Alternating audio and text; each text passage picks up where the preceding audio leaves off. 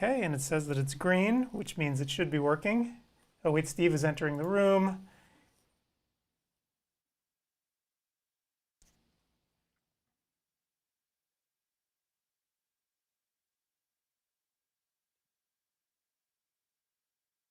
Okay, so we're going to start here in 45 seconds.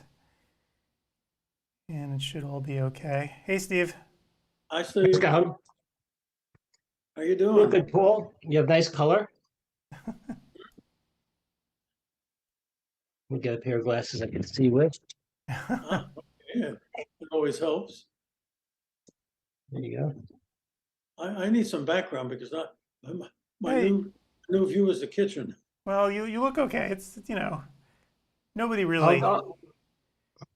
Just you could get it from your pictures. It's a little bit of a process, but if you click on video and then choose virtual background. So let's not mess with that right now, okay? Because we really don't have time, because I think everything is just going live here in a minute. It says we'll start soon. Oh, whoops. So yes, we are live.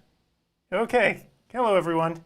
Hi there, everybody. So welcome back to the orientation. Hopefully people are here. I know Richard's here. I saw him in the chat room. But I think Steve and Dad are here. So hey, guys. Hi there. I'm in the chat also on the website itself. Yep, and it looks like everything's working here so far.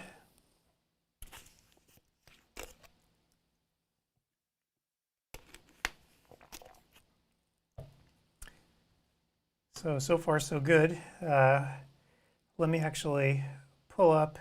I don't think Gretchen's gonna make it here, but so two of you guys are here. So I put up on the screen. That's an old shot of you guys, but so yeah, I don't know who else is here right now. Hopefully we'll get a few people showing up. Let's see, we have 1, 2, 3, 4, 5, 6, 7, 8, 9, 10, it looks like. So cool. You have to mute the sound in the actual conference, or else you get you'll get the two sounds. Yep, yeah. So hopefully people will, I think Paul's got it. Yeah, I'm not hearing anything, so you guys sound good to me. Yep. Here's my classmate, Rich. Cool. So yeah, everybody's testing out their accounts, which is kind of fun. So again, if people have questions, let me put it up on the screen. You can type it right in the chat box. So you can see I'm going to put up a little thing on the right side of the screen so people can know. You just have to, that way, type in the chat box and we can all talk. There's an old buddy of mine. I see the name Sadie, Robert Sadie. I bought my first office from him many years ago. Oh, it's crazy. Yeah, he's a New Jersey guy. Good, no questions. If anybody has any questions, just type it in the chat. If you didn't attend the first or second one, but if you're here to kick the tires, you can see all the instructions on the left-hand side if you want to view your transcripts. Assessments are the part where you would take the survey during the live conference and the quiz during the on-demand portion, which will be Monday again, I assume, next Monday. Yeah, so we should probably talk about that a little bit. I mean, maybe we'll wait a few minutes just for a couple, see if more people start to stream in. Absolutely. 1, 2, 3, 4, 5, 6, 7, yeah. I don't expect, to be honest with you, I don't expect too many people to be here tonight because, this is the third one. So if people have been through the courses already, they may or now want to be here tonight, especially if they know everything works. So my expectation is the people that do show up, we'll get a lot of people who've never taken the courses before. So maybe we'll wait a minute to talk a little bit about all. Sure. We did get quite a few signups from our April event till June, so the newbies might need it.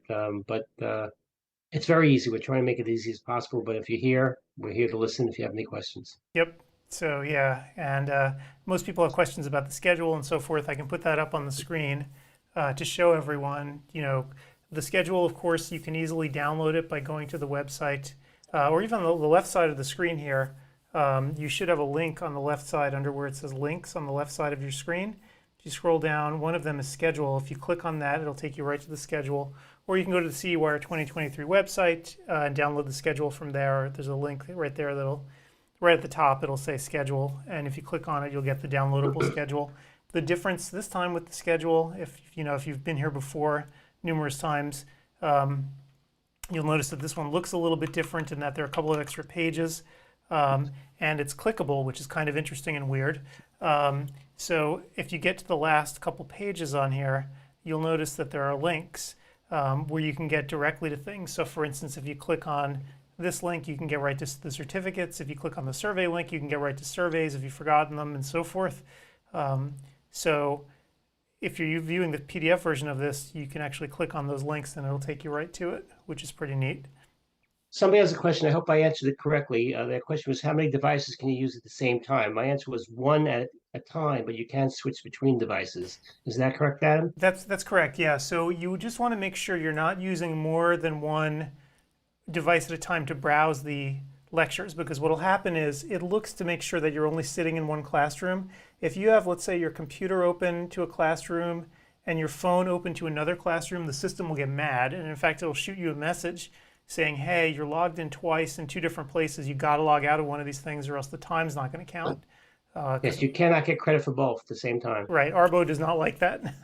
And the software knows if you're mucking around that way, and it'll prevent you from doing it. So just please make sure that you're only logged in to the lectures in one browser. Now, some people will actually log in on their computers. This happens a lot, actually. They log in on their computers and then watch for a while on the computer. Then they have to go somewhere, and they'll actually log off the computer and log on their phone into the same classroom.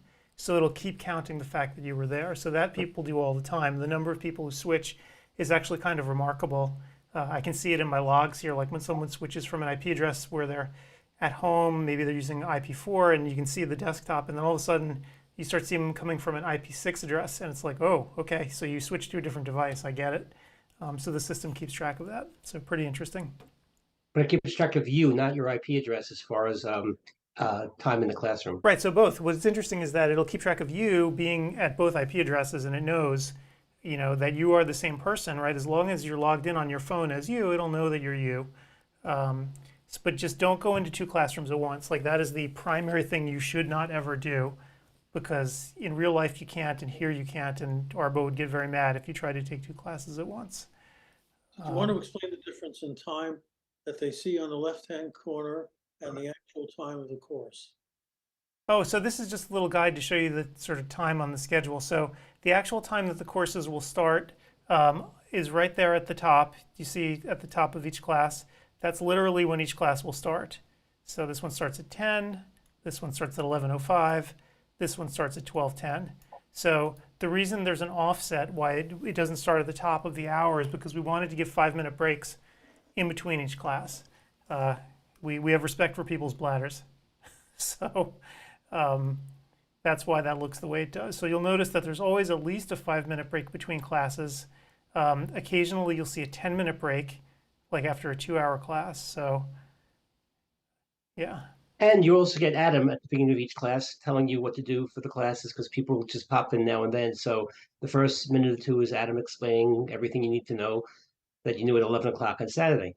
Yep, that's correct. Yeah, so you're absolutely right, Steve. So when you come, in the first like 2 minutes of each video will be me talking, explaining to you what you have to do. And you're going to hear it over and over again so much so that you're going to get sick of it, because you're going to hear it, 8 or 20 times or whatever, depending on how many classes you take. And Lewis has a question here. Do we have to select the classroom in advance tonight? The answer is no. You can walk into whatever classroom you want whenever you want. Now, the important thing is it's like a real classroom. Actually, I'll show you what it looks like. So you see how it has rooms here? I put it up on the screen. Whoops, let me dismiss that. So I put it up on the screen so you can kind of see it. There are classrooms. Do you see where it says Classroom 1, Classroom 2, Classroom 3? That corresponds to the schedule, right? Up here on the schedule, you'll see it's got Room 1, Room 2, Room 3. So you can, at any time, walk into any classroom you want just by clicking on the room number, or you can go directly. You're going to see a link to each of the lectures right up here at the top, too. So for instance, notice under my mouse right now, Starting Scleral Lenses Made Simple. That's the first lecture on Saturday morning. And so the most recent lectures, the ones that are coming up next, are always going to be up here at the top, and you can get to them by clicking on them. So this one's actually in room 2. So instead of clicking on this lecture, you could also just click on room 2. And when the lecture is due to start, it'll just start for you, if that makes And sense. after you're done, Luis, you can switch between tracks. You can go to room 2, room 1, room 3 after the lecture's over and take whatever courses you want. And since we're going to be running this again in September live, or synchronous, it's called by Arbo, you could take different classes at the same time at that particular juncture. Right. And what some people do, and actually what I recommend, even I do it old school sometimes myself, I'll take a copy of the schedule, right? So the schedule is a PDF and it's printable. So what you can do is download a copy of the schedule, print it out, and literally circle what you might be interested in beforehand. So you'll just know. So you'll have a guide as the day unfolds as to which classroom to go into. So I will frequently do that as well. If there's something noteworthy on the schedule, I'll actually physically print out a copy and start circling it, which I realize is rather old school, but there you go.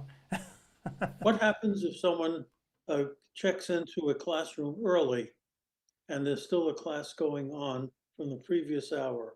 Okay, so yeah, so that's a really great question. So in that case, the system will start tracking the fact that you're watching the previous class, but it will not award you credit for it, right? Because you need to actually sit there for substantially the whole class, right? So it'll see, and I'll see, if I looked at the logs, I could see you attended that prior class, at least for a little piece, but then it'll automatically roll into the next class when it starts, like a real classroom will. And if you sit through that whole next lecture, you'll get credit for that next lecture. So we actually see that a lot in our logs. We'll see people have fragments of classes that they've taken and walked out of. Sometimes at the beginning where they thought they were interested and they leave. Sometimes they click on the wrong classroom, and I can see it. I can actually see it in the logs. Oh, you were there for 2 minutes, or you were there for a minute.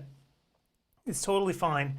The important thing is, though, if you want credit, try to stay in whatever classroom for the entirety of the class. Now, there's a little bit of slack in the beginning too, right? Because we're realists, right? So the classes obviously are pretty rapid fire, as you can see on the schedule. So if you come a minute or two late, that's okay. The software will it has a little grace period. But the important thing is that you actually stay for the entire lecture and do not leave early and kill it. Don't say, oh, I was here for a half hour, I'm just going to log out now, it should be good enough. It's not. Arbo's rules are that you have to be here for the whole thing, so sit through each lecture. When the lecture is finished, then you're good. You can take the survey and you'll get credit for the class. And if you happen to go into the wrong room and realize that you can go out of that room and into the other room, with the Slack we built into the system, there's no problem. Right, so that's a really good question. So like sometimes, let's say you walked into this class with Clark first thing in room 1. You were there for 2 minutes and you realized, oh my God, I've already taken this class. I didn't mean it. I want to go into room 2.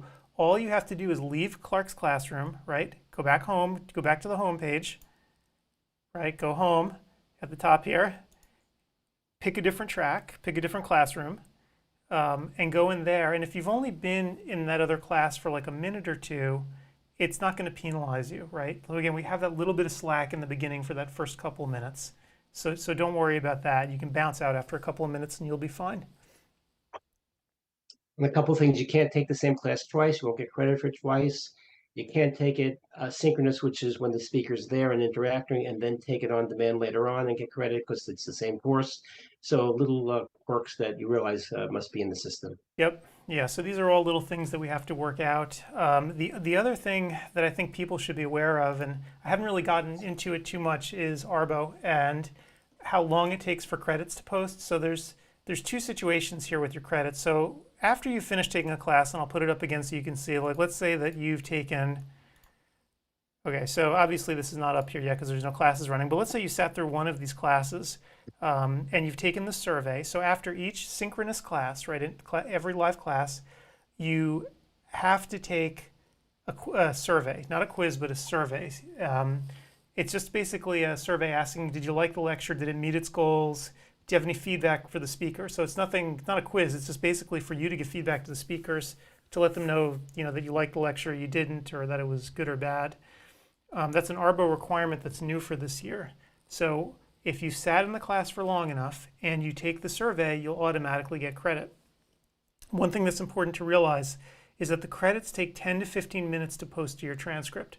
So you won't actually see the credit posted in your transcript immediately. You have to wait 15 minutes. So what I recommend is that people just don't even bother looking until the end of the day.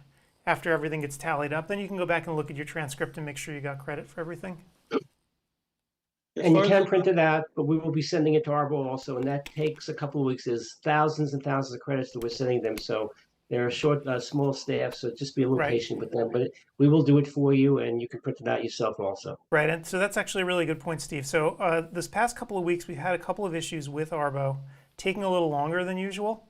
And I was in contact with them today to ask, like, what's really happening here. So let me actually bring it up to sort of show you, Steve, as you mentioned, like, if you look at the schedule, like, we have, hundreds of hours here, thousands of credits that go in. So when we try to send these things in, it can become difficult, right? Difficult to get it all into Arbo because there's so much data. So Arbo tells us that it will take approximately, give or take, it's going to take 5 working days from now on, from the time we submit a lecture to them to the time the credit's posted. So for instance, at CEwire this weekend, we're going to be working Saturday, Sunday. Then we're going to wait 2 or 3 days before we send the credits in to Arbo. And the reason we do that is, well, there's lots of reasons to do it actually, but the real reason we do it is because sometimes people forget to take the surveys, I guess is the thing. We want to make sure people get credits. So what we do is after the lectures are over, we shoot you a couple of emails on the Monday or Tuesday after saying, hey, remember, take the surveys, don't forget. Go in and take the survey. So we wait a day or two before we send the credits into Arbo. So the lectures are over on Sunday evening. We wait Monday, we wait Tuesday. By Wednesday, I start to get impatient. I'll send out one final email. Hey, everybody, make sure the surveys are filled out because I'm sending the stuff into Arbo. No later than Thursday morning, I'm going to shoot the stuff over to Arbo with all the credits that we have. When I send it in to Arbo, it will then take 5 working days from the time I send it to them until the time it posts to your account. 5 working days, right? So don't expect to see the credits at your OE tracker at least until the following Wednesday or Thursday, if that makes sense. But it's still amazing they could do that. We imagine that to have thousands of people. We have almost 4,000, or we'll have 4,000 at this conference, and a couple of thousand each weekend. And some people take 20 or 30 courses. Now you do the math, and they have to enter it manually. There's no electronic way of them doing it. So it's yeoman work on their part. Yeah, I mean, it's very hard. It's a lot of work.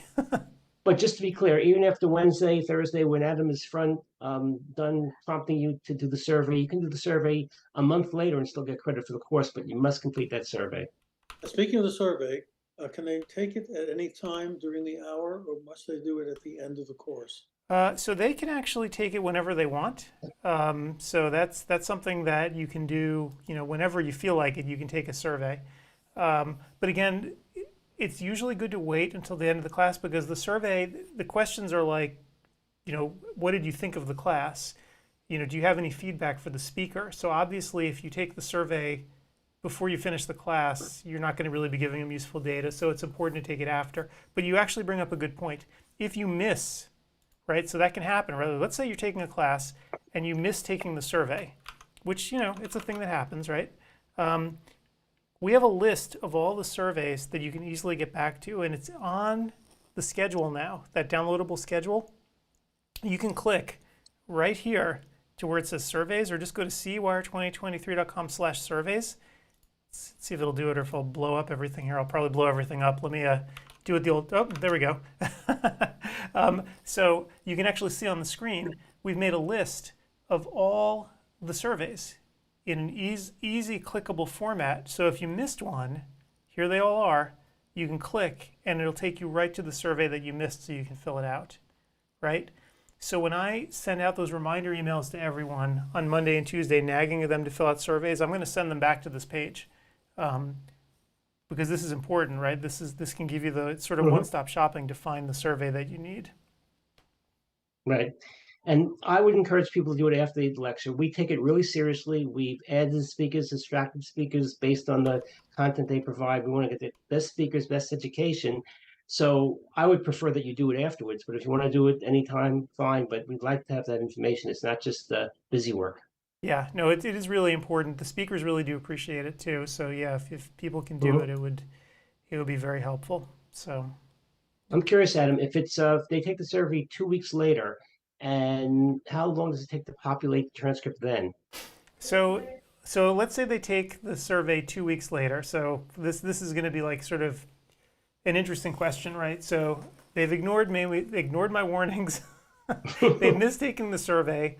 I've already submitted all the live classes for that particular time, like let's say for the June courses, I've submitted all of them. Someone decides to come back later and finish the survey like 3 weeks later. It may take a long time for me to actually then rerun all those credits for the stragglers later and then get it into Arbo. There's no guarantee that it's going to get in, within a week, 2 weeks, 3 weeks, who knows? So your best bet when you're doing this is to pay attention to the emails that I send. If you haven't completed surveys, make sure that you've completed them and get them in, before that Wednesday after the conference is done, so that it'll all go in one smooth batch to Arbo. Otherwise, what'll happen is you'll end up having these little straggler credits that may or may not, take a while to get in. So.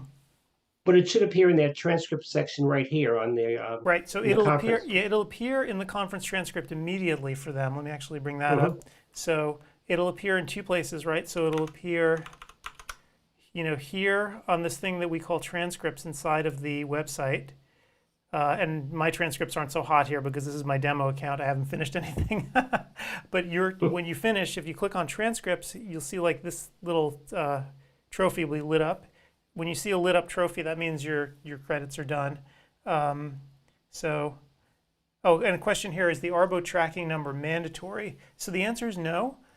You don't actually need to give us an OE tracker number. You can print out your credits. And the way you do it, again, you can always refer to the schedule, which has the direct link now to actually getting back to the page, or you can just go to, see if everybody can see this here, CEwire2023.com/certificates. Let me actually make that big for people. Okay. There we go. So CEwire2023.com/certificates. I'll type it in, but you can also just click the certificates link at the top of the page. It'll take you to the place where we store all of the certificates on the site. So that's a sort of critically important place to visit. Let me actually pull it up so you guys can see it again. So certificates. Okay, and from there you click CEwire 2023. You see there's a link right here, because this is where we're going to store all of the certificates from all the prior events. You'll see there are links for the 2022 event, from NORA 2021, and so forth. And as we add more events, they're going to be here.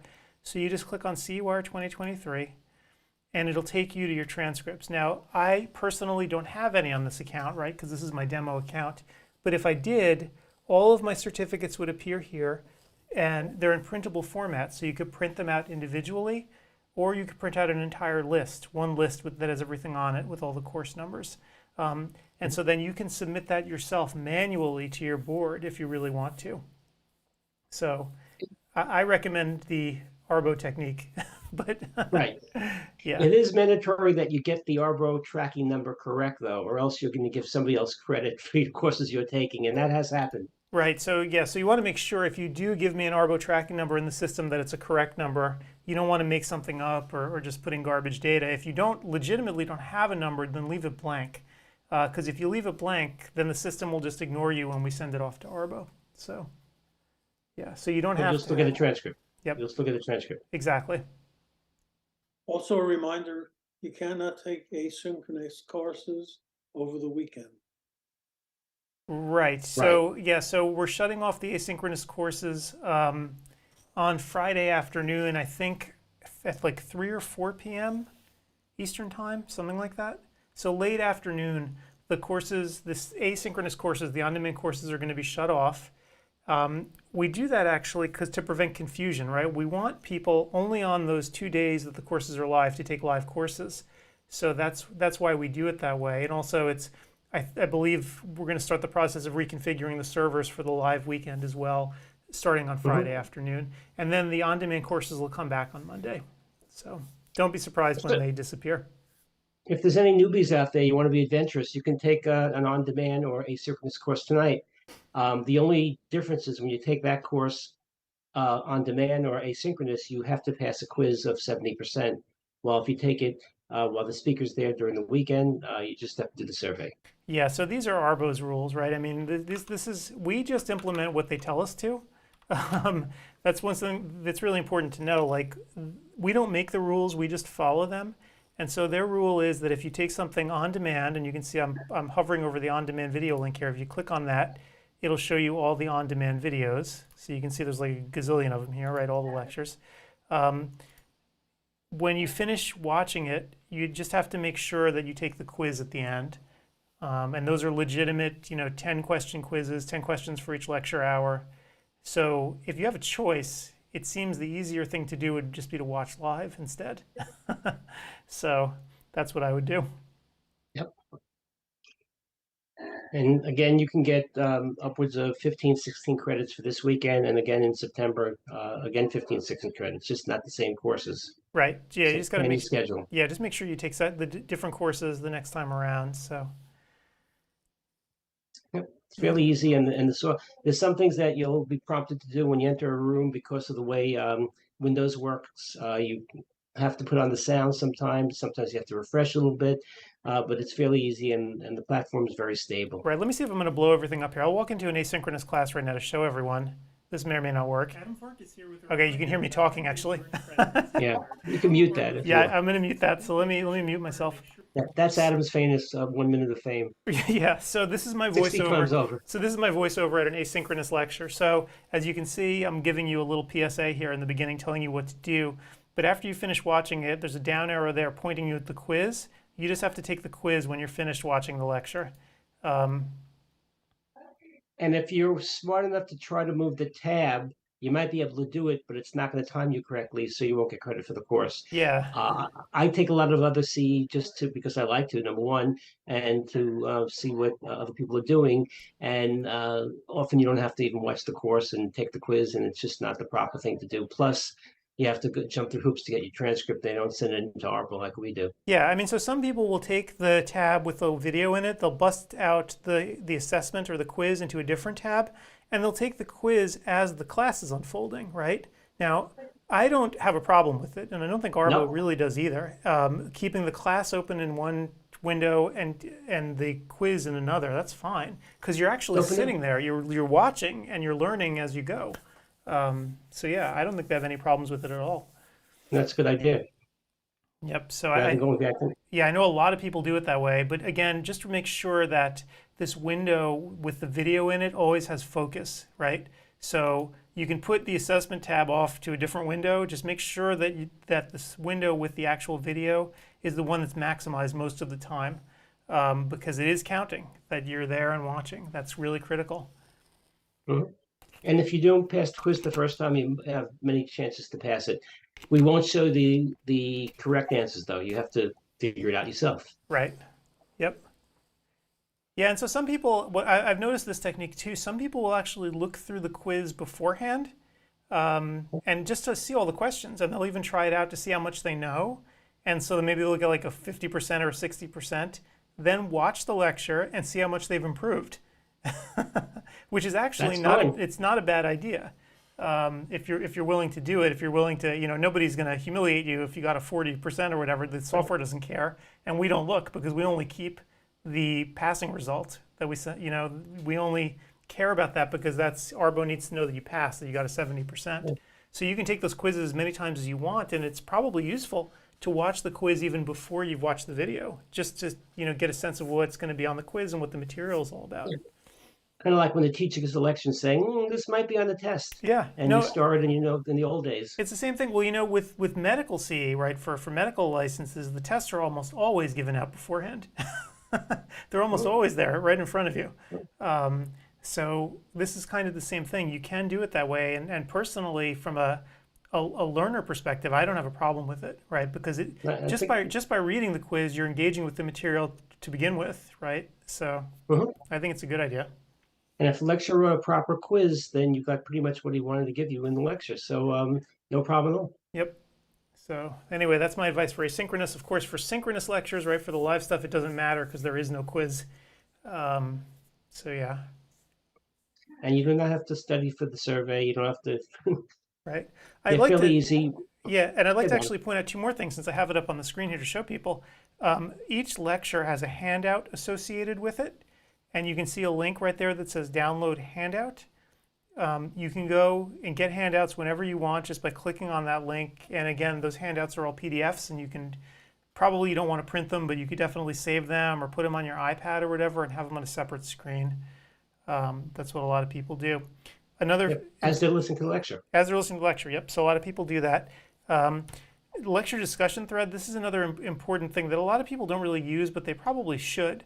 So obviously when we're doing this synchronously, you can chat with the speaker in real time, but you also have the option at any time to click on lecture discussion thread, and you'll get to the dedicated discussion thread for the lecture that you're watching. So let's say if you had a question for Dr. Hornberger after you watched her lecture here, right? You can go to the discussion thread and just start typing and say, hey, Samantha, blah, blah, and she'll get a notification that you had a question. So she can come right back to the discussion thread and answer it. And when she does, you'll also get a notification email saying, hey, Dr. Hornberger answered your message. And So, people have taken advantage of this. I've noticed weeks and months later, when something came up about a particular issue, they went yep, on the thread, they posted the question, speaker came back virtually and answered it, and they got the answer via email. yep. It's a great idea. So we don't go away. We're up until December 1st, we'll be on your emails. Yeah, and in fact, these threads here are going to be here forever. So Yeah, you can always that's come back true. here and discuss. And if you want to reach the speaker, this is another thing I probably should have made it. And of course, all the yes. So yes, the question is: are all the lectures at CEwire COPE-Approved? The answer is yes. All lectures that you see at CEwire are COPE-Approved. We made the decision a long time ago to partition all COPE-Approved CE activity into CEwire, and the non-approved activity lives on ODwire. So they're two totally separate things. So, Right. or to put it more plainly, the stuff that you'll see on ODwire is commercially driven. Right? So, if you're seeing stuff about a new instrument or whatever on ODwire, the lectures haven't been COPE approved. More than likely, a sponsor is an instrument company and they just want to show off their stuff. And it's the opposite on CEwire. All the stuff is COPE approved. No commercials. You won't Nope. get inundated. No. You also can opt out of getting any emails from us, I believe, when you sign up for it. So it's all a non-commercial entity. Yep. So yeah. So that's the big difference here. We try to keep things really above board and really separate out the commercial stuff from the actual education. So I know that it's become fashionable, at least in the last couple of decades, to try to skirt the line. But Yep. we don't do that here with CEwire, at least. We really try to keep everything separate and clean. Not only that, but COPE actually scrubs and looks at all our slides. And if a speaker has a slide that's somewhat commercial, maybe puts a brand name rather than a generic name, they reject election, and we have to have the speaker do that slide or those couple of slides over again. So it's that concentrated. Yep. And I think it's important to realize, and I hate to bring it up, but I will, since we're all friends here, right? I mean, if somebody took the time to come out here tonight, they obviously like what they see.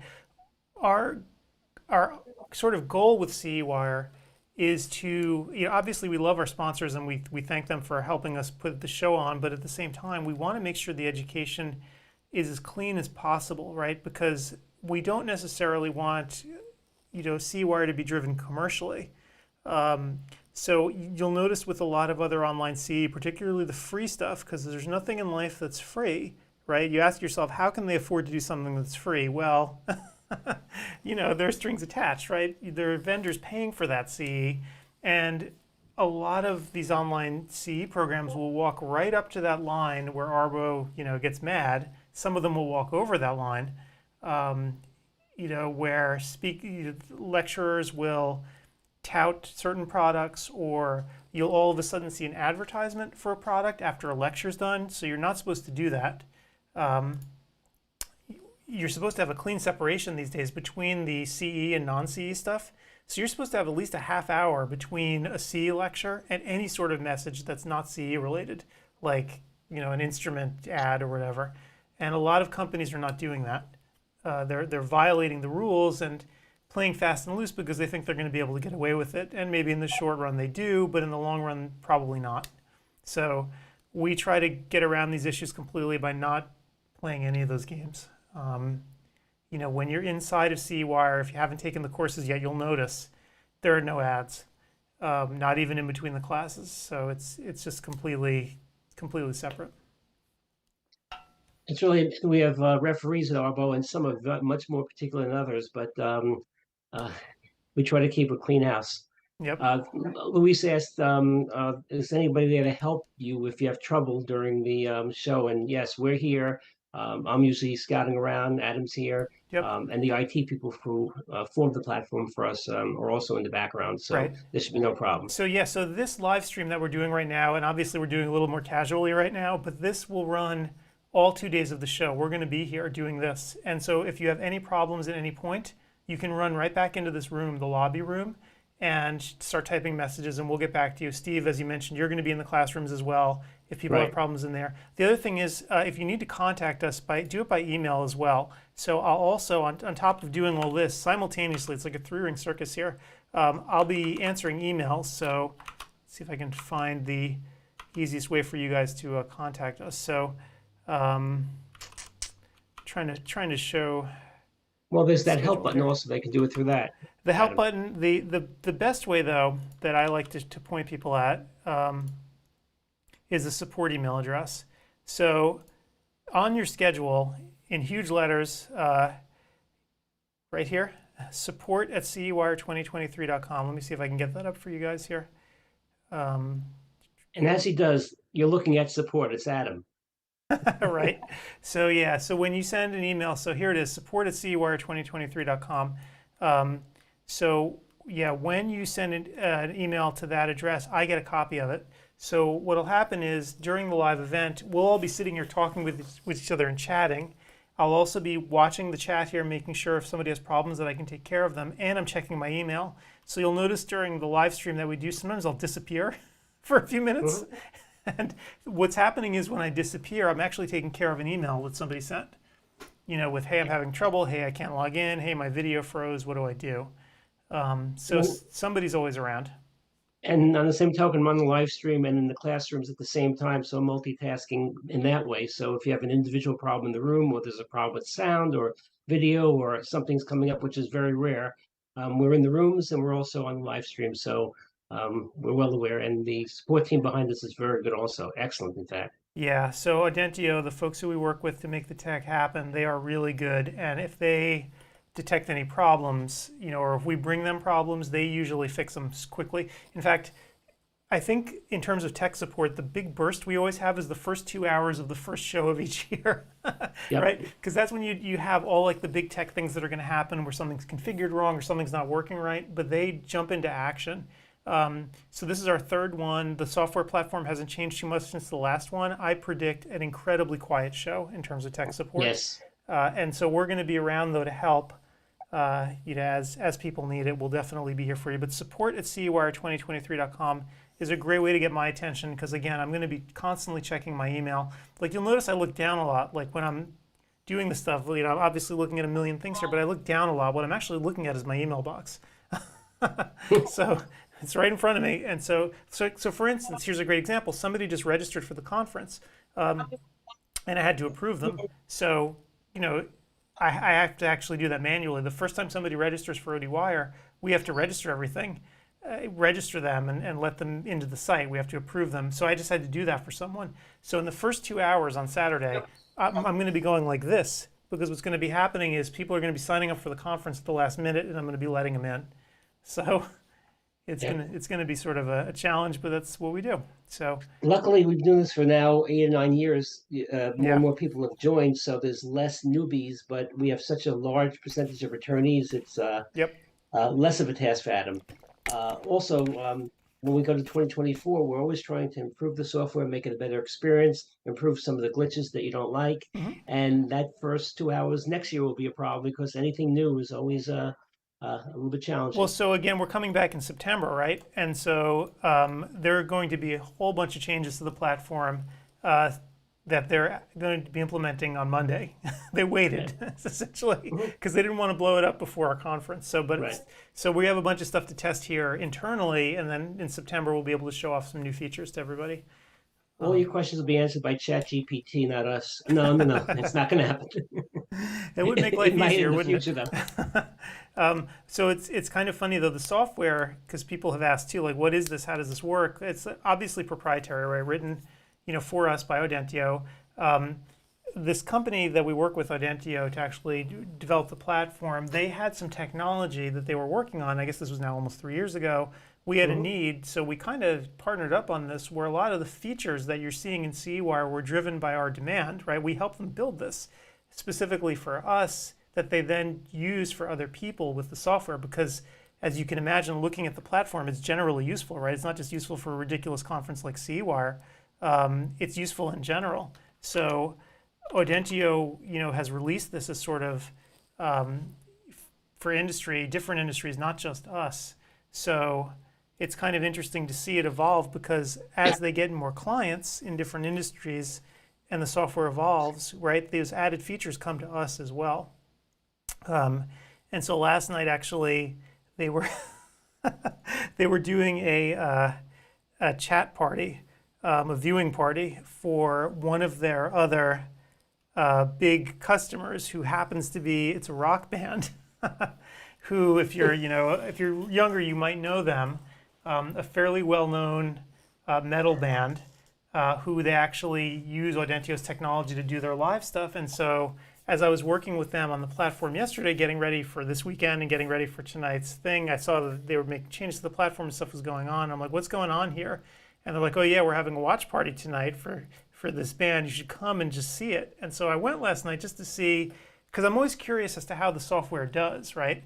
I want to know, if it's working well. So I think there were about like 800 or 900 people. So I'm like, yeah, child's play, right? Because, CEwire does 3,000 or 4,000. But it was just funny watching it, because seeing the software, but having no clinical stuff on it, no eye care, anything, just being something completely different for the music industry for these guys, I was blown away by it, because I'm like, yeah, it looks like CEwire, but it's not CEwire. So And they might have added new and better features, but we just can't incorporate it the day before. It would be a disaster if it doesn't work. So right, we have to go slowly to make sure everything works and then incorporate whatever we can. And yep. it's better and better. So right now, they're beta testing our work and alpha testing our work for next year. We just don't know it. Right, and so in fact, last night they implemented one new feature for the thing that they were doing last night, and today they turned it off. They reverted back to the old one, because I'm like, guys, no changes, please, before, Yep. they made me nervous, because I saw like it created a bug with something else. I'm like, please just, just revert it, because we don't want problems on Saturday or Sunday. We want it to be smooth. But the first thing on Monday, I can't wait to see the hundreds of new things that they've built, because they have a team that's constantly working on the software and making it better. So But you have to improve. This is great now, but it's going to be archaic in a year or two. right, so they're constantly going at it and making it better and better. So I'm really curious to see what they've done. One of the things, if you've taken CEwire a lot, before, you'll notice that it's gotten faster. The software's gotten faster. Right. From the very first time we used this new software back in 2021, it's gotten so much faster. And again, it's because they're constantly working on it and iterating it to make it faster. So it doesn't happen by magic. I mean, it's a lot of hard work. Wait till next year when you get your VR headset for 2024, and we send it as part of your registration fee. That'll be not happening. No.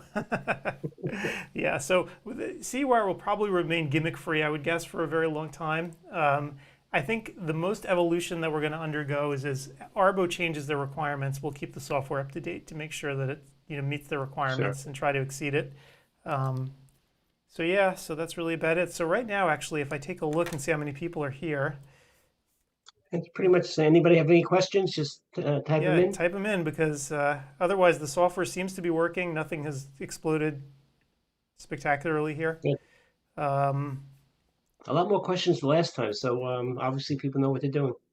Yeah, I mean, I think once once you experience the platform, there's not too many more questions. One thing that I noticed last night, and Mike at Audentio was telling me, the chatting function has gotten faster. So they were seeing that they were doing chats at a rate of 1 per second last night, which is really good in terms of lag. So you might notice when you type in a chat and it appears that the chats are going to appear faster for people. When the platform first started, that was one of the things that was unoptimized and took a while.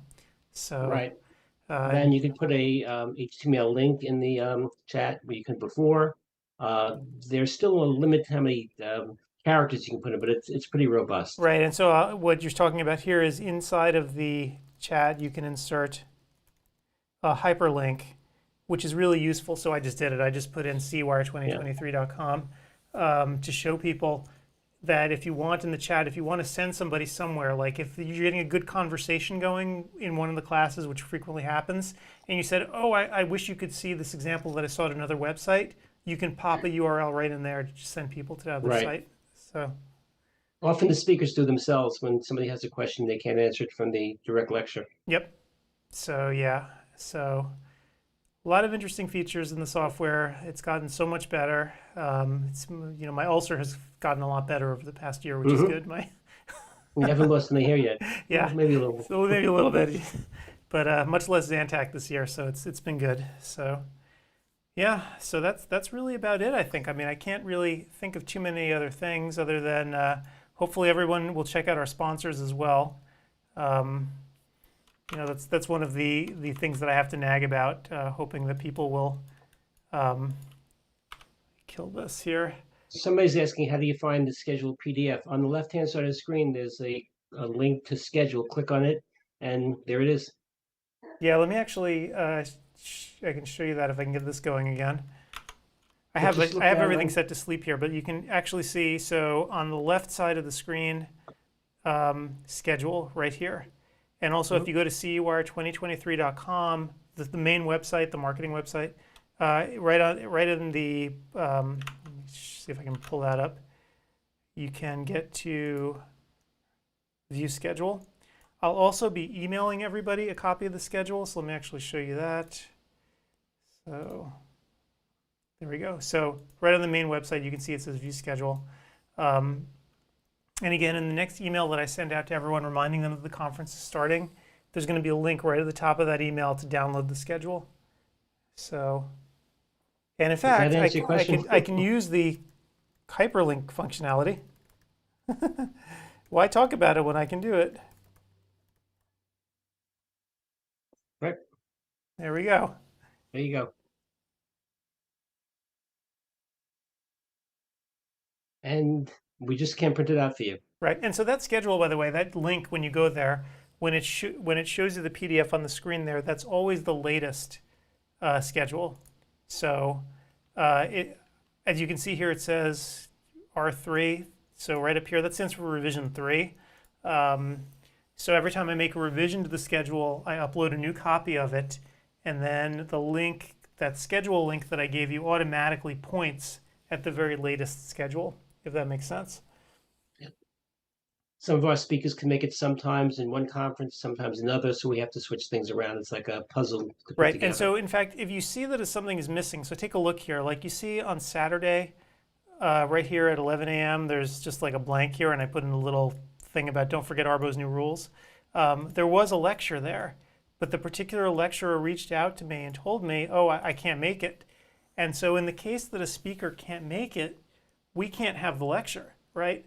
Because if we wanted to play fast and loose with the rules and we wanted to skirt Arbo, we could say, screw it, we'll run that lecture anyway. Who cares that the speaker's not around? Arbo will never know. We'll issue the credits. It'll all be good. But we don't do that. If a speaker legit can't make it, what they usually do is let me know days in advance so I can scrub the lecture from the schedule in the system so it doesn't appear. And then on the printed schedule, I can actually make the update to show that it's not there. So we have a couple of lecturers who couldn't make it. You can see down here as well in this hour.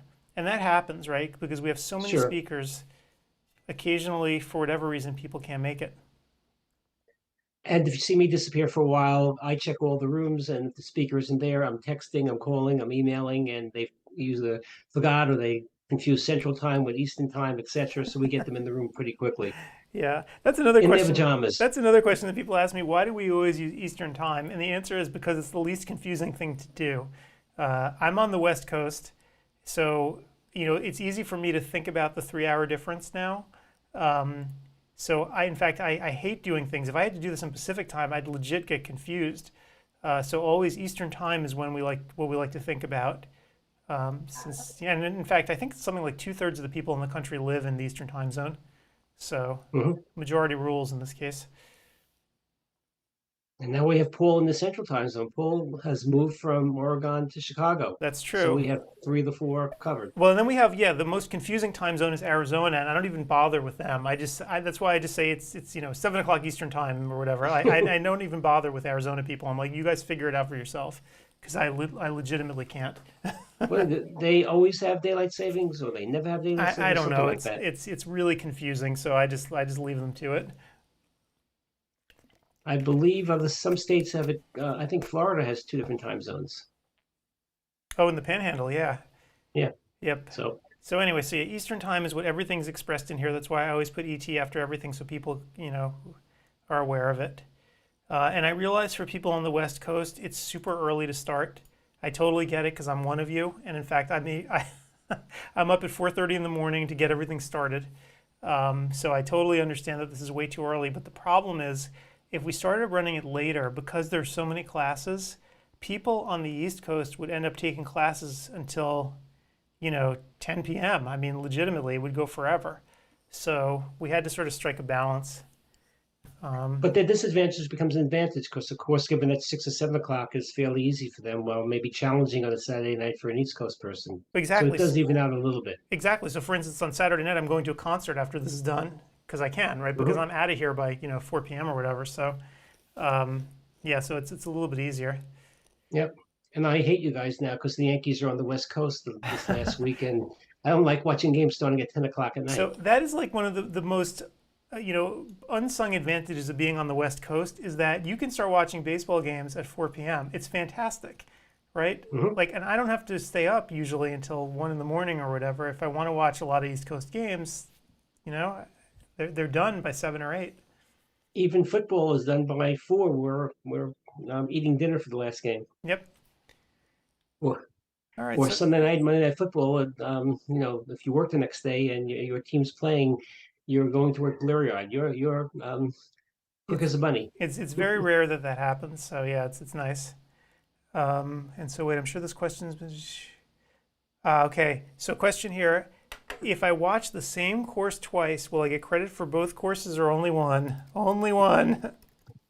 Here's my answer. So Arbo would kill us if we submitted the same course to you twice. If you sit through the same live course twice, you're only going to get credit for it once. You're only going to get credit for it once if you sit through the live or on-demand version. So pick which one you want, but you can't do both. The system is going to stop you, and we won't send those credits into Arbo You just won't get credit. you just won't get credit for it. And I've had some people email me asking, "Hey, I thought I took 10 classes. How come only 9 are on my transcript?" And that was the reason. They accidentally took a class twice. Mhm. So But Sam, if you want to take a course again, you can listen to it on demand anytime you want if it's the education you want. So that's not a problem. right, that is true, and a lot of people do that. They'll come back and watch the courses again, just because they want to relearn the material. So yeah, but getting credit, we can't give you more than that once. And in fact, Arbo systems, even if I did submit for you the course twice, Arbo systems are smart enough that they'll actually filter that out and say, no, Yeah. that person's already passed that class. So yeah, Okay, sorry, but yep, in the past we had problems with software. We had to go back and scour through the people that unfortunately sometimes it's not your error, but it's not your error. You forgot you took a class, you take it again, and it's almost like me watching a movie. And oh yeah, I remember watching that movie when I right, get to the end. yep, yeah. So sorry about that, but that's just sort of the rules we have to follow. There's not Yeah. much we can do about it. And the content doesn't change from our February, April, June and September lectures. They can't because that's how we get Right. them approved by ARBO. We can't change one slide. We're not allowed Right. to. And so Sam asked a really great question here. So do we keep the same classes in the same room each time? And the answer is we try. So if you look at the schedule, you'll notice that it is strikingly similar. Whoops, let me pull up the actual schedule here for you guys. So it's strikingly similar each time to, let's pull it up here. Not you, there we go. It's similar each time. You know, we're doing this 4 times. Classes occasionally will move because the speakers ask us if we can move them, but almost always we try to keep everything the same. So for instance, you may have noticed if you were here last time, Chiglazian and Fingerat swapped times, and they had to do that because one of them, I forget which, had a conflict and it could come later, so they swapped with each other. But at this event, we swapped them back to where they were originally in February. So you may see temporarily somebody switch for one session, but they'll almost always switch back to their original time later. And we do that so you can, you know, take one set one time, and then the other set another time, and another set another time, so you can maximize the number of credits. It's truly amazing with 60 courses, and some have multiple speakers, so maybe 65, 70 lectures, that we're so consistent. And it's only a few lectures that change places or have to be deleted. Yeah, and you know, we do that, well, the way it actually works, if you really want to know, the sausage is made here for the last 5 minutes before we go away. When we put the courses together, I actually ask the speakers for their preference, so I can mark it down for when they would like to speak. And I do that because I don't want to have to fight with them later, because you can imagine most people don't have preferences. So it's interesting because then I'll make the schedule, and then all of a sudden out of the woodwork someone will say, hey, how come you put me at this time? I'm like, well, you didn't tell me not to. What am I supposed to do? I have 60 credits to deal with here. So it's kind of a challenge, but we like to tell people once we've created the first schedule, please try not to move because it makes it easier for the speakers. So Maria has a question here. Why doesn't the software let you know on the synchronous days that you've already done the on-demand asynchronous version? That is a really great question and a great feature enhancement that we want to work on. So, so what she's asking is, like, let's say that you go into a live lecture, right? So you show up. Let me pull that up so people can see. Let's say that you go into one of the live lectures, right? How come it doesn't tell you, by the way, you've already completed that as an on-demand lecture at the top of the screen to remind you? So that requires programming. So that is a good feature, though, and it's something I've brought up with Audentio. And so it's probably on their punch list eventually. I don't know if it's going to make it for the September show or next year, but we want to make people more aware of what they've passed and what they haven't. But Maria, what you can do, and what you should always do, is I'll type in the URL again, is go before you show up on Saturday, print out a copy of your transcript. And once you do that, you'll have a copy of it, so you'll know precisely what you've taken already and what you haven't. That's the And most, whether it's synchronous or it doesn't matter. You still can't take the course, but it'll be both versions. right. So remember, once you've taken a class, you can't take it again, synchronous or asynchronous, doesn't matter. So, so that's what I'm saying. Like, that's, if I were in your shoes, I would always print that out. Print out your transcripts right before you start on Saturday. Have a copy of it right in front of you so you can see what you've already taken, so you don't take the class again. So that's like easy, cheap insurance. Right. But Maria, you're absolutely right.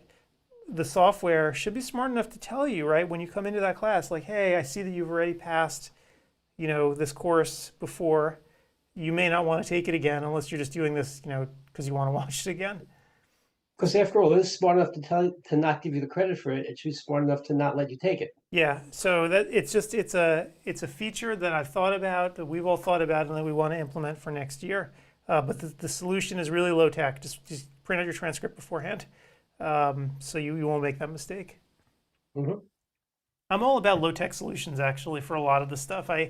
Even though we've developed all the stuff and it's all very high tech or whatever, like I said, I still print out my schedule because I still sometimes like to have paper so I can scratch it off as we're here working on stuff together. So transcript's probably the same way. It's useful to have a printed copy. Cool. And your schedule is as busy as ours. You want to maybe circle classes, and then your schedule changes during the day because somebody calls you. Then you know what classes you might highlight later in the day. So kind of plan it out, but you always can change that with a hard copy, Yep. paper and pencil. Yep. Okay, no more questions. They're all good questions and things that have come up that we've talked about, and some things that we should talk about. Yeah. No, these are all really good questions. So I'm actually really happy that we decided to do this again tonight. I was questioning whether or not we should do another little dress rehearsal, but it always seems useful. We always seem to learn a bit. So yeah. Yep. Okay. So we'll see you bright and early, at least on the East Coast, on Saturday morning at 10 a.m. Is that when it starts, or 11? So let's pull up the schedule so everyone can see. Yeah. So It's 10, so it's early for the West Coast, yeah. yeah, so 7 a.m. is when the classes start in the East Coast. And again, we'll be here in the lobby a half hour beforehand to get everyone ready and oriented and so on and so forth. So hopefully it'll go Right, okay. if you have some questions before it starts, we'll be here again a half hour early, like Adam said. So, and throughout the day, almost like a telethon.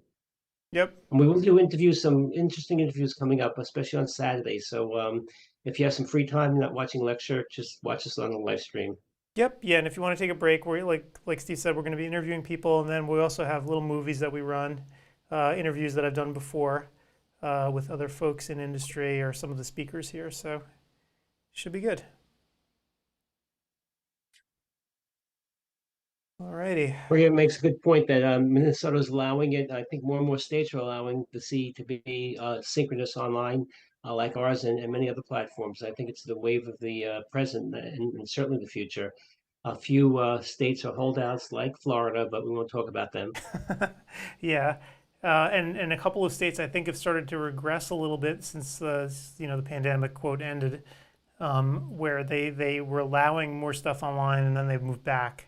They've taken stuff back, which I think is insane, but whatever. No one listens to me, so I can tell you from my own state and my own experiences that the attendance at live things are much, much less now. My local society meeting was maybe 1/4 of what it normally is, and there's a meeting in the summertime that normally is well populated and having trouble filling it. So people are getting used to going online, and things are going to have to change. Yeah, and I mean, I think most online education, obviously I'm biased. Most of it I think is quite useful and can be handled online well. I still think there's a place for in-person meetings. Sure. But probably not. We don't need as many as we have right now, certainly with everything. So yeah, it'll be interesting to see what happens going forward. But it's a lot of the states are bothering me with putting limits back on online education when during the pandemic it was somehow okay. I don't see an epidemic of blindness since the pandemic. No, So or dumb ODs or MDs for that matter. yeah. So Well, we'll see what happens. You're an MD and you can take all your credits online. My daughter's a lawyer, same thing. So if other professions can do it, why can't optometry? Yeah. I mean, I could see like certain things where you almost want a wet lab format where you want to be hands-on, but so much of this really you don't need to be in front of somebody. You're teaching epi off something, or for example, we have a lecture in lasers because we thought California was going to get lasers as we were starting this program in 2023. Well, it didn't go through, but it's still a great course to watch, and certain states have lasers, Oklahoma, Kentucky, I believe, and a few more. Yep. All right, cool. Well, I think that's Okay. about it because I don't think we have any more people logging on here. It looks like the audience is pretty constant. So if nobody has any more questions, I think what we'll do is we can just call it for the evening. Everything looks good. So everyone knows where to go on Saturday. I'll be shooting out another email to everyone. So, we should be in good shape. I'm putting my email up here, so if somebody wants to email me beforehand for a question, it's right there. Yep. And I'll put the support email address. I'm just making sure that you don't get all the questions, so you have time to eat. Right. I mean, most of the questions really are not that challenging to answer at this point. They're sometimes what'll happen is people will have problems with their home internet, and obviously I can't really help with that. Although I have given a piece of advice once, which this is, Arbo is not going to like this, but since interactivity is the name of the game when it's live, where someone's home PC was crapping out, I said, you know what? Go grab your phone, And if your plan's good enough, if you have one of those unlimited plans, start watching on your phone because it'll count. It'll work. You Mhm. can actually watch, and the software is good enough that it should work fine on your phone. Yeah, it's hard to see on that screen though. Either a tablet or a computer is better.